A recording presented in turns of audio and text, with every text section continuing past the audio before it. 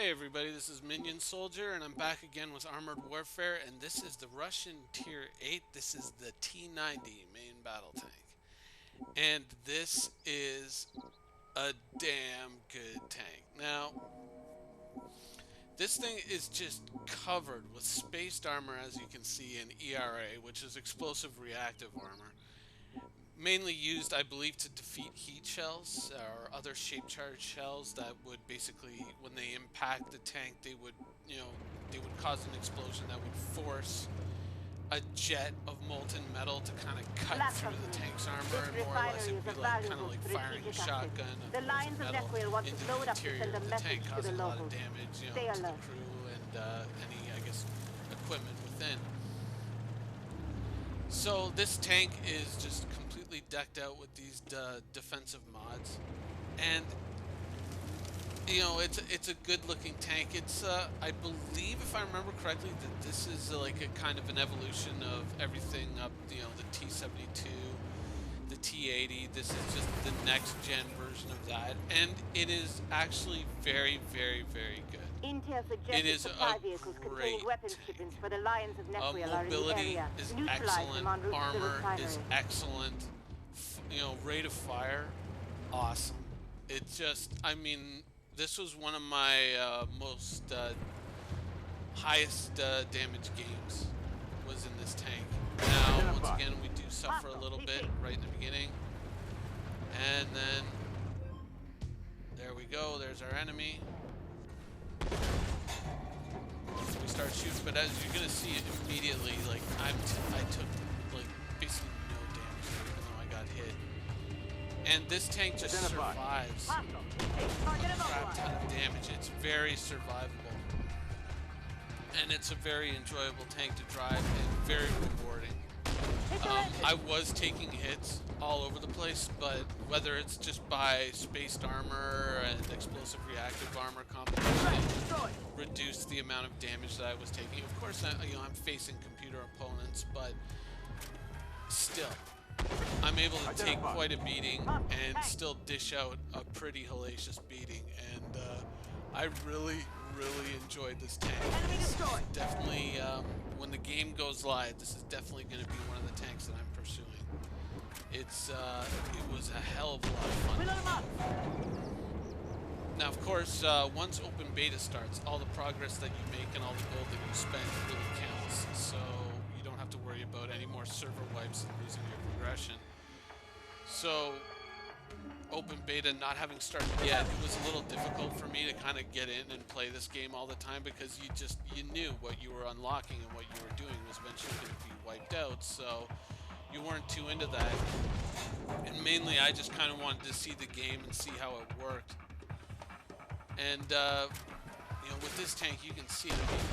Now, as you can see, like in the last video you saw a little bit of it, you're going to see it in this video again, and in a lot of these videos. I always aim for the engines, because I'm always trying to start engine fires, because that's just, bonus damage.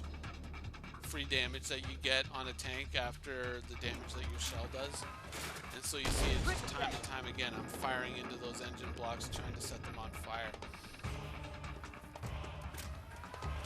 But, one of the great things about this game, and, I touched a little bit on it in the last video, was the fact that there is, a PvE mode in this, and that it's an alternate path to progression. It doesn't force you to play in PvP battles. Now, you can't say that, well, PvP is part of the game, and the same thing as World of Tanks and whatnot. But the problem is that World of Tanks' PvP environment has become, well, frankly, very toxic.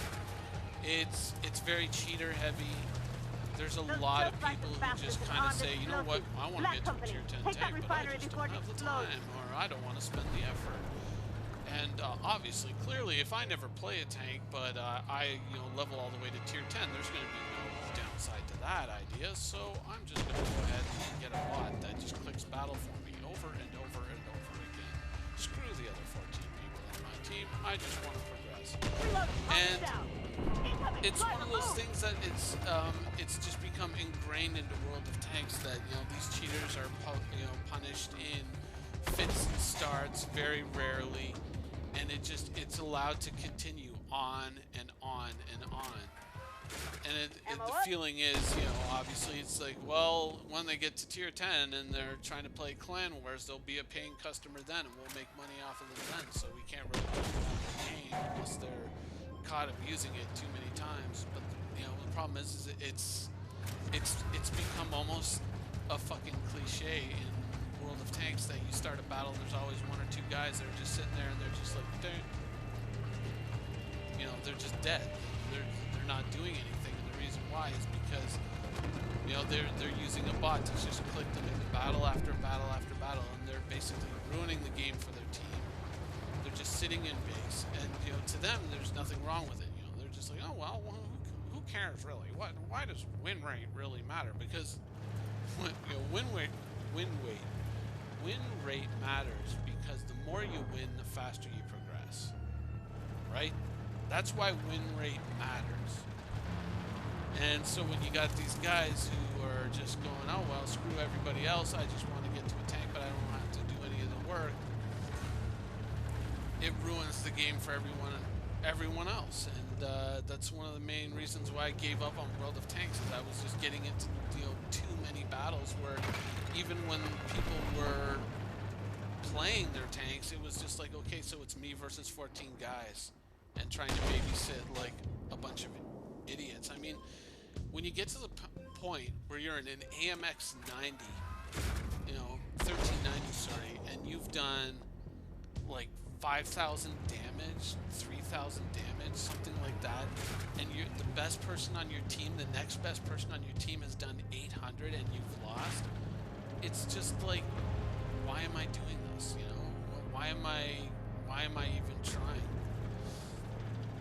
And you just see that time and time again, with tanks that you're playing, you do like just a hellacious amount of damage with your tank, and you still lose the battle, and you lose, while the rest of your team has done and contributed absolutely nothing. And it was just one of those things that I just was the refinery is under our control, and the explosives have been disabled. This is just such a breath of fresh air, and the fact that you get to play with modern battle tanks, so much more enjoyable. So there, of course, is the T90. Awesome tank. Let's get to the next one.